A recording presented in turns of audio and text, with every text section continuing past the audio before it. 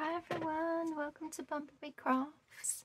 So I'm here with a super quick video just to show you my finished bird journal, which is my design team project for Night Owl Collage, using her lovely kit Winged Wonders. I've only used a fraction of the kit in here. There's so much for the kit and so much potential because there's different styles and colours and stuff. So yeah, so this is the journal that I've made. I do have a playlist and showing you how I made this. I've used book page as the background of the cover. It's an old envelope, so I've got a nice window page here. I've just put some material down the spine and some patches of it on with some of the beautiful birds, and I've just put one of Amber's labels there. It's just tied up with a little bit of string, nothing too fancy. As I said when I was making this journal is going to be used for me to record all the birds that come in the garden, and when I do the RSPB big garden bird count. So I want quite a few plain pages. So in this window pocket here, I created a lovely big pocket here. This is a tag from my pre-made stash, so that just sits in there nicely and you get to see the lovely bird through the window. This is Amber's gorgeous kit. This is one of my a digital of my stamped pages. I'm really pleased with how they turned out. If you've not seen my Mixed Media Monday for this month, you won't have seen I was creating some pages with stencils and some stamps, so that's worked out well. I've got a lovely little flip out page here, used some gorgeous book page. I've just used one of Amber's images on there and a little pocket. Got a little tab, plenty of coffee dye writing space there. This is one of my Edith Holden book pages, book page pockets from my Vintage Books into Journaling Fodder series. Nice big journaling card in the back there. Gorgeous image from the kit of a heron there, and then this little bit of ephemera with the woodpecker on is also from the kit that I've just stuck under there. Just added the flycatcher and the butterfly on this gorgeous page. They're so beautiful. I don't really want to do too much with them. I've got a little tuck spot here for something to go in, but you've got lines on here, so I thought I could still write on there. I've got a lovely big belly band here, and I've put this on as a little pocket as well. That's a cute little tag from the kit that just tucks in there like so. As I said, blank page for writing. The lovely woodpecker, and you got this in the ephemera kit, so I just cut the stump out, but I've put it on as a little pocket. So I've got this little cute woodpecker there, and his head just pokes out of the side there like that. This is a nice big tuck for you to put something in, or for me to put something in. I do need to have lots of places where I can write in and record the printout that you get for recording your birds in the garden from the RSPB, so that's why there's a lot of plain space. But a lovely book page there. I've put a nice big pocket on here. This is one that I've from my pre-made stash.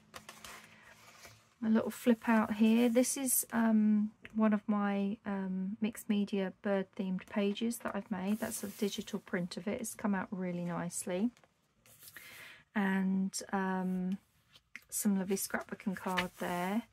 This gorgeous book page image there, plenty of writing space there. This is another one that I've stamped and then digitized in.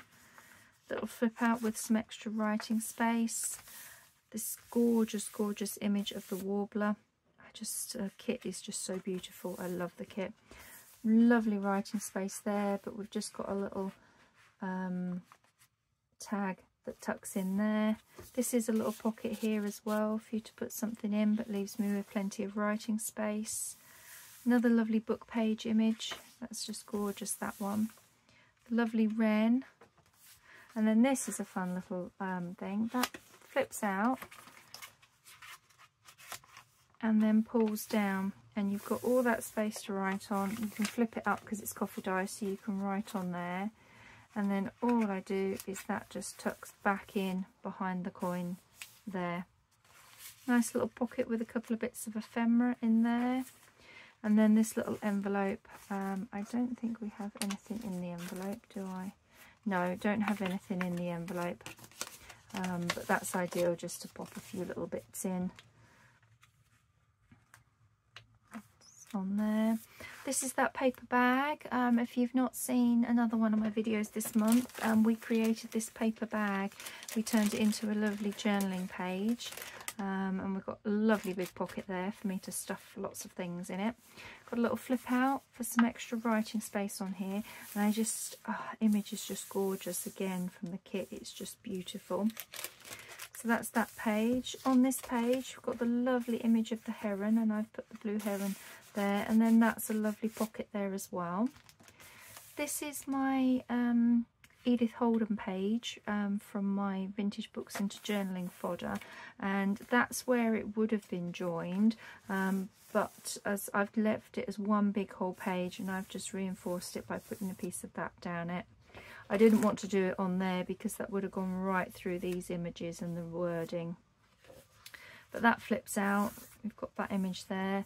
This lovely book page. I love this little book that I was using. It's just done a little 3-hole pamphlet stitch to tie it up. This is a little pocket here for you to put something in. Edith Holden writing, I can always put a pocket or stick something on there at a later stage.